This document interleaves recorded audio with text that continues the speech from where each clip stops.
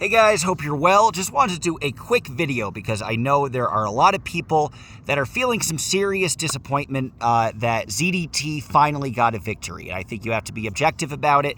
I think you have to declare that he had his first victory, and I want to talk to you about what does this mean going forward. Does this mean that it's going to be a lot tougher to battle against him? Does it bode poorly for Solomon? And the answer is, off the top of my head, of course, not at all. But we have to recognize the victories. I'm sorry I wasn't there, but I could give a little brief rundown of what I could glean. Essentially, the judge in the restraining order of DOA trying to get a restraining order against ZDT, essentially the judge said that this comes down to freedom of speech. There was a myriad of evidence that seemed silly that I don't think the judge necessarily looked at all as far as I was able to gather from all the information, but the judge essentially felt that neither side was relevant. So DOA came prepared, ZDT came prepared, probably over-prepared, probably looked ridiculous. So it's not like him bringing up the messages from Clee Speaks or him bringing up all these messages posted from a million different people really made any semblance of difference.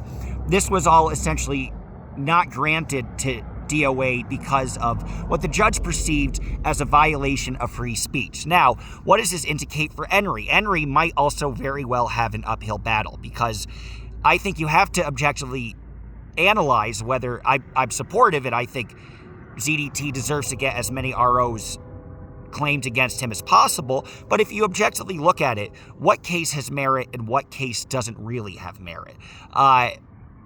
You could be vitriolic if you're over the age of 18.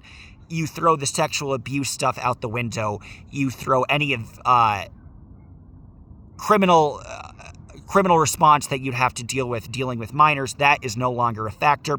And here's the other factor. I think the real reason why DOA did not get his restraining order granted against ZDT. This was because DOA did not try, because it probably wasn't much, but there was no real evidence to indicate this is how his actions have affected my life outside of the kind of internet YouTube sphere. That was why Solomon was so effective. Him and his mom prepared very effectively in indicating not only has ZDT said these horrific things, and again, the whole minor aspect is an important part of all of this, but not only did Solomon say all these things, did ZDT say all these things about Solomon, but he also tried to get Solomon separated away from his mother. That's a tangible act. That's something that affects your life outside of the back and forth free speech internet arguing. So there's a much stronger case. Even without Solomon being a minor, there is a much stronger case because ZDT took that extra step to try to affect Solomon's life outside of the internet.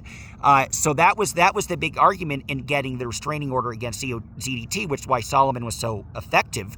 Solomon was able to indicate that, yes, the separation tried to occurring ZDT directing all of his fans to call CPS. All of his fans actually went ahead and did that, so that was a specific directive. And then the other aspect was ZDT trying to call the chiropractic board, I believe, of Solomon's mother and try to get her license revoked and try to stop her employment. So it was interesting. Let's objectively analyze who might in the future, although they probably won't necessarily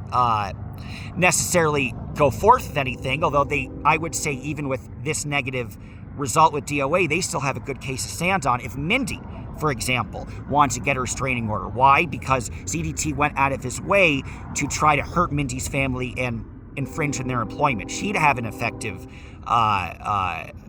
argument for restraining order. Nora would also have an effective argument. ZDT essentially got Nora fired from her job. Nora would have an effective argument to get an RO against ZDT. And also Vanessa LaRose, very similar situation. He was trying to affect people's employment, affect people's licensing, and that's where you can be successful with the RO. So this does not indicate that Solomon will fail. This does not indicate that others in the future will fail.